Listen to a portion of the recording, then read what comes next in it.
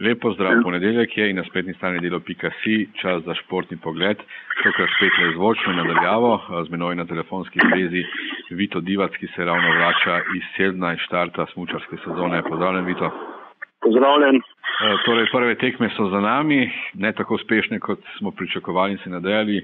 Tina Maze, 22. na prvem veleslalomu sezone. Videli smo in slišali, da je rekla, da je bil samo slab dan. Se strinjaš s to oceno? Ja, glede na to, kolikor jaz poznam, verjetno je bil to res zgolj slab dan, ker namreč mi je že septembra oziroma po prihodu iz Južne Amerike dejala, da je dobro pripravljena, da je motivirana, da je telesno napredovala, tudi vsi pokazatelji kažejo, se pravi, da je vse tisto, kar potrebuje, kar se tiče smučarskega znanja in telesne pripravljenosti, ima na najvišji ravni. Vrhunski športniki so, lahko rečemo, velikokrat programirani recimo za vrhunske nastope. Tina tudi v tem štadiju njene kariere očitno ni takšna. Če pride slab dan, pač pride slab dan. Ja, veliko je takih športnikov, ki v bistvu imajo tudi te slabe dneve, ko enostavno ne najdejo notranjega žara, ne bom rekel motivacije, ker motivacija je vedno. Ona tega ni imela, pač, ker so bile takšne okoliščine, ker v bistvu vse je šlo narobe. Z Masijem so se pogovarjala, mi je naštel 14 stvari, ki jih je bilo treba, ko sta začela skupaj popravljati. 7 stvari je še vedno takih, ki jih ne mogoče odpraviti. In zdaj, če se vse te stvari poklopijo, potem se pa zgodi tak dan, kot ga ona imela. Kaj pa Andreja Masi povedal o tem prvem ponesrečenem nastopu? Je sprejel to razlago o slabem dnevu ali se mu zdi, da bi moralo vseeno biti drugače v Seldnu? Trenersko je odreagiral tako, kot mora vsak vrhunski trener. Se pravi, pač zanjega ni slabih dnevov, sploh olimpijska prvakinja ne more imeti slabega dneva, ker tudi če ima slab dan, to pomeni, da je nekje tam med deseterico. Zdaj, problem pri Tini je pa to, da ona ne zna biti povprečna. Mislim, da je ona na koncu, pač zdaj, ko gre v zadnjo sezono, da če so take stvari tako moteče za njo, kot so bile na Seldnu, pa še ona enostavno noče tvegati. In to je tudi povedala, da če je 20 let mlajša, bi se vrgla na glavo, tako pa ne.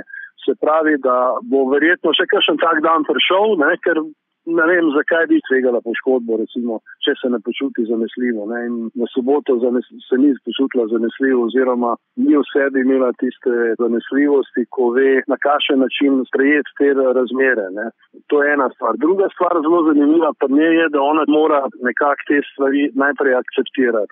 Bom povedal primer smuka v Sočiju. Ona je gradila tisto, kar je naredila na tekmi. Se pravi, prvi dan je bila pogledala progo, drugi dan je stopnjevala, tretji dan je bilo popolnoma jasno, kaj mora narediti in za njo tudi, če ne bilo nobenega treninga več, je bilo popolnoma jasno. Tukaj je bil problem, ker ni bilo ne treninga, ne spoznavanja terena, ona je prišla popolnoma na prazno, po drugi strani so pa bili v spredju vsi tisti smučarji, ki so tam trenirali, recimo Američani, Avstrijci še zlasti, Američani so tam v bistvu Seldna njihov sponzor. Oni so poznali ta teren, ker ne gre samo za poznavanje recimo hriba, ampak gre tudi razmer, v katerem recimo, so veliko govorili o tem. Prav, da Seldna ne glede, da je vedno isti hrib, je pa ledenik, ki se spreminja. Kako pa bo vplival tale ponesrečen uvod v sezono na delo ekipe Two Amaze? Precej sproščeno je bilo pred štartom. Bo zdaj kaj drugače, se bo vrnila ta, recimo, dramatičnost sodelovanja med Tino Maze in Andrejo Masijem, jo bo poskušal zbuditi s kakšnim šokom ali jo bo pustil, da gre svojo pot? Jaz mislim, da kakšne prav velike šok terapije ala v nogometu, recimo, da trenerske pa take ne bo. Tudi, mislim, Masi pravzaprav je zdaj pred veliko dilemo, kaj narediti, ker na eni strani natančno in on vesta, da Tina najbolj zdeluje, ko je pod nekim velikim pritiskom, ko pri njej pride ta jeza, kljubovalnost in vse to ven. To je do zdaj delovala. Lani že ni tako delovala, letos zanesljivo ne bo, tako da bo zelo zanimivo. Mislim, najbrž bo, kakšna drama bo že, ne taka notranja, mislim, v teh razmišljanjih in tako. Ampak Tina gre svojo pot in jaz, ker sem jo videl, tako smo se pogovarjali po tekmi, pač ona ve natančno, kje je, kaj bo naredila in kako bo naredila. Zdaj, veliko bo odvisno od tega, kako bo smučala v Leviju po Ameriki. Da se bo pol še dalo natančno vedeti, ali bo cilja samo na svetovno prvenstvo ali gre pa spet svetovni pokal. Torej prava ocena o Tininih zmožnostih šele po naslednjih tekmah. Ja, sigurno. Mislim, vse je odvisno samo od nje. Jaz mislim, da nobenega drugega.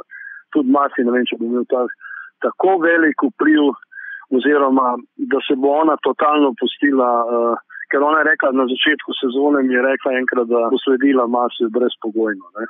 Če se bo ona odločila, da je svetovno prvenstvo tisti vrhunec, ki ga hoče imeti v tej sezoni, bo pa svetovno prvenstvo, pa bo pa videla od situacije oziroma od tega, kakšne bojo tekme, bojo razmere, da bo pač ali bo stopnjevala ali bo pač ostala tam. Vsekakor povprečna sigurno ne bo. Vito, če za konec še na hitro ošvrkneva dosežke drugih slovenskih smučarjev. Tina, slab nastop, pa še vedno najboljša Slovenka v Sildnu. Kaj praviš, kaj se obeta za preostanek reprezentance v tej sezoni? Ja, v ženskah je težko sklepati, ker v bistvu Ana Drev, ki ne bi bila v najboljši formi, je zbolela. Katarina Lavtar nekako v svojih zmožnosti, pač razmere očitno so bile zanje prehude. V moški liniji se mi pa zdi, da tale Žan Kran kaže nekaj zelo obetavnega. Tisto, ko sem gledal njegovo smučanje, ko sem nekako spomnil na te naše ase, recimo predvsem Jureta Košerja, to so bili res oni ta pravi veleslalomski zavoj, on jih je imel tle veliko. Je pa plačal davek temu, da nima še te izkušenosti. Ko sem ga gledal, kako smuča, se mi je zdelo, oziroma kako je koncepiral ta nastop, v bistvu vse stavil na prvo vožnjo in to je zelo prav. Mislim, da je prav naredil in je na tej prvi vožnji pokazal, da ima domet tam 15-terice. Zdaj, kako bo zdaj bo sestavil še drugo vožnjo, oziroma nastop na drugi progi, je pa odvisno zdaj od tega, kako se bo zdaj pripravil. Tako da jaz mislim, da recimo glede na to, kako je smučal in kako je odreagiral, oziroma kako se je odzval na ta nastop in kako ga je v bistvu preanaliziral v tistem kratkem času, ker lahko tam v ciljni areni ima vse tisto, kar rabi. Vito, hvala za to rezultat. Upajva, da se bo tale napoved o Žanu Krancu uresničila, drugače čez kakšno leto ne bomo imeli več veliko zagovoritev v slovenskem smučanju.